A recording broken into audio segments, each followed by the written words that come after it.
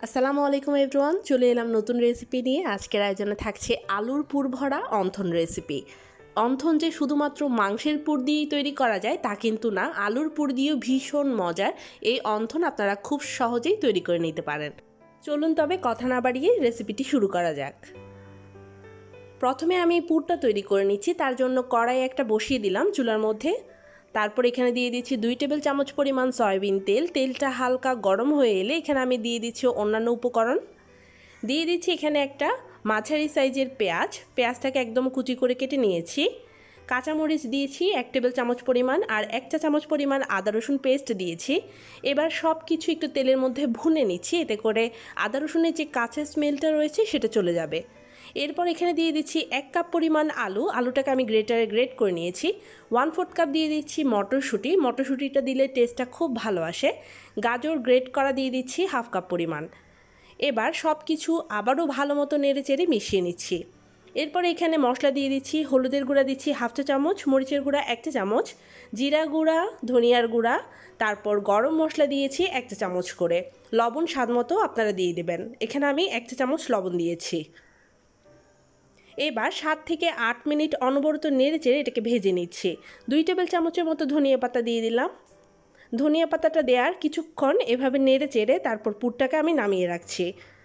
পুরটাকে একদম ঠান্ডা করে নিতে হবে। এই তো পুরটা রেডি হয়ে গেল। এবার আমি চলে যাচ্ছি খামিরটা তৈরি করতে।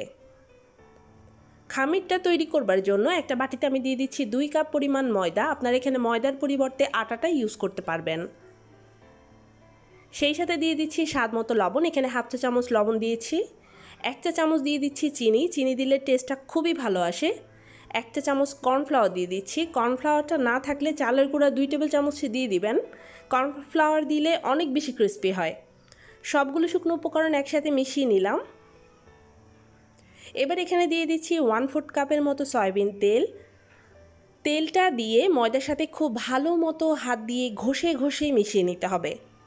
তেলের পরিমাণটা সঠিক রয়েছে কিনা সেটা বোঝার একটা পদ্ধতি রয়েছে, সেটা আমি আপনাদেরকে দেখিয়ে দিচ্ছি। যখন হাতে এইভাবে মুঠ করে ধরলে দেখবেন যে এটা দলা পাকিয়ে যাচ্ছে, আর মুঠ ভাঙার সাথে সাথে দেখবেন যে এটা ঝুরঝুরে হয়ে যাচ্ছে, তখন বুঝতে হবে যে তেলের পরিমাণটা একদম ঠিকঠাক। এখন এখানে আমি পানি দিয়ে দিচ্ছি। পানির নির্দিষ্ট কোনো মাপ নেই, অল্প অল্প করে এখানে পানি অ্যাড করতে হবে। একসাথে ঝপ করে সবটা পানি ফেলে দেবেন না, অল্প অল্প করে পানি দিয়ে পারফেক্ট একটা ডো তৈরি করে নিতে হবে। যেই ডোটা খুব বেশি নরম বা খুব বেশি শক্ত হবে না। দেখতে পাচ্ছেন আমি পারফেক্ট একটা ডো তৈরি করে নিয়েছি। এবার এই ডোটা আমি রেস্টে রেখে দিচ্ছি একটা ঢাকনা দিয়ে ঢেকে 10 মিনিটের জন্য। ফিরে আসলাম ঠিক 10 মিনিট পরে। এর মধ্যে ডোটা আরও অনেকটা সফট হয়ে এসেছে। এবার ডোটা একটা বোর্ডে নিয়ে নিচ্ছি। এবার দুটো ভাগে ভাগ করে নিচ্ছি।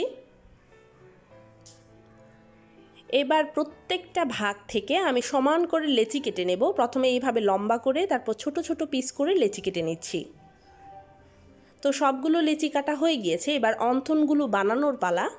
তো একটু খেয়াল করে দেখুন, সামান্য পরিমাণ ময়দা ছড়িয়ে এইভাবে গোল করে বেলে নিচ্ছি, যেমনটা আমরা রুটি বেলে থাকি। তো ছোট করে বেলে নিলাম। তারপর 1 চামচ পুর দিয়ে দিলাম। এবার ফোল্ড করাটা একটু দেখে নিন, খুবই সহজ। অন্থনের ভাঁজটা কিভাবে করবেন সেটা আসলে মুখে বলার কিছু না, আপনারা একটু খেয়াল করলে জিনিসটা বুঝে নিতে পারবেন।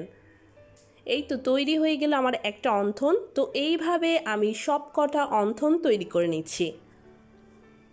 আমার সব কটা অন্থন তৈরি করা হয়ে গিয়েছে। এটা একদম শেষের অন্থন। তো এটার ফোল্ডটাও আমি একটু দেখিয়ে দিচ্ছি। এই তো তৈরি হয়ে গেল সব কটা অন্থন। এবার চলে যাচ্ছি চুলায় অন্থনগুলো ভাজবার জন্য। চুলায় একটা ফ্রাইং প্যানে পর্যাপ্ত পরিমাণ সয়াবিন তেল দিয়ে তেলটাকে আমি গরম করে নিয়েছি। এবার একে একে সব কটা অন্থন দিয়ে দিচ্ছি।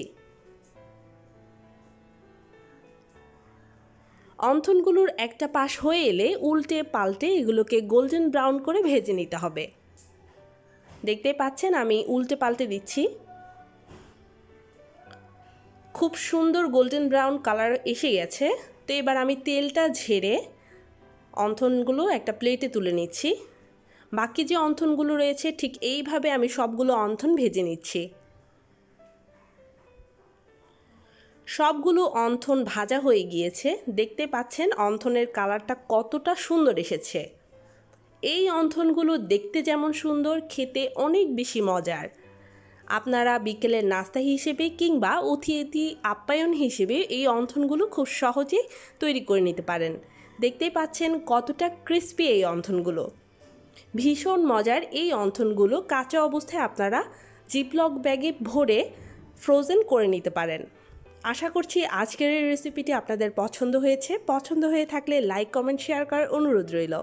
সবাই ভালো থাকবেন, সুস্থ থাকবেন। আল্লাহ হাফেজ।